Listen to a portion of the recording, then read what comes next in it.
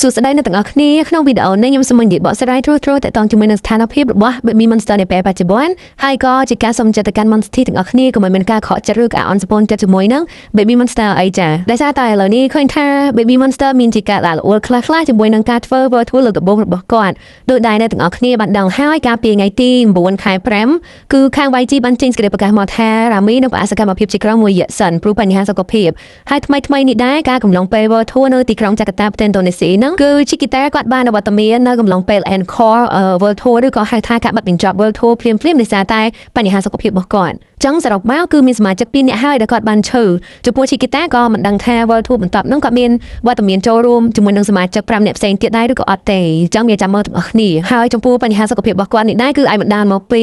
គាត់ហត់ខ្លាំងព្រោះអីគឺឃើញថាការវិភាគ World Tour របស់ពួកគាត់ក៏មានថ្ងៃជាប់គ្នាខ្លាំងដែរអញ្ចឹងម្ដងត្រូវហោះទៅប្រទេសនេះទៅម្ដងត្រូវហោះទៅប្រទេសនោះទៅដោយអ្នកទាំងអស់គ្នាបានដឹងស្រាប់ហើយថាប្រទេសនីមួយៗគឺមានអាកាសធាតុខុសប្លែកពីគ្នាទាំងអស់ណាមួយពួកគាត់នៅក្មេងការសម្របខ្លួនរបស់ពួកគាត់ក៏មានមិនងាយស្រួលដែរកំថាឡើយសូម្បីតែទៅប្រទេសគេផ្សេងសូម្បីតែ admin នេះនៅក្នុងប្រទេសខ្លួនឯងនេះគ្រាន់តែដូរទៅខេត្តនេះខេត្តនោះក៏ admin ហ្នឹងគឺពិបាកក្នុងការសម្របខ្លួនដែរដូរទៅភ្លាមឈឺហ្មងណាមួយការសម្រាប់របស់គាត់ក៏មិនបានគ្រប់គ្រាន់ដែរគឺគាត់នឹងត្រូវឡើងយន្តហោះក៏ដូចជារៀបចំខ្លួនហោះទៅប្រទេសគេផ្សេងទាំងយកអាត្រៀតក៏មានអីក៏មានចឹងទៅណាមួយពួកគាត់នៅក្មេងដែរចឹងទៅគឺសុខភាពរបស់ពួកគាត់ក៏ប្រហែលជាទ្រទ្រង់ជាមួយនឹងរឿងក្នុងវាអត់បានអញ្ចឹងណាបាននិយាយពីការ comeback របស់ Baby Monster នៅក្នុងខែ7នឹងវិញគឺខ្ញុំមិនដឹងដូចគ្នាថាតើវាប៉ះពាល់ដែរឬអត់ទេអញ្ចឹងបើសិនជាមានការប៉ះពាល់ដល់ការ comeback ដូចជាត្រូវពជាពេលត្រអីហ្នឹងខ្ញុំសង្ឃឹមថា Monster ទាំងអស់គ្នានឹងយល់ហើយសូម្បីតែសមាជិក5នាក់ផ្សេងទៀតហ្នឹងក៏គេសង្កេតមើលទៅពួកគាត់ហ្នឹងក៏មិនសូវជាស្រួលខ្លួនអីប្រហែលដែរមើលទៅរបៀបថារឿងឈឺអីចឹងណាក្នុងនាមជា Monster យើងប្រកាសជាចង់ឃើញសមាជិកទាំង5នាក់សម្ដែងនៅលើឆាករួមគ្នាហើយតែយ៉ាងណាក៏ដោយ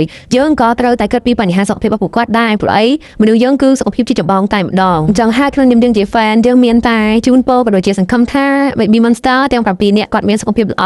គ្រប់គ្នាចាសូមអរគុណនិងសូមជម្រាបលាបាយ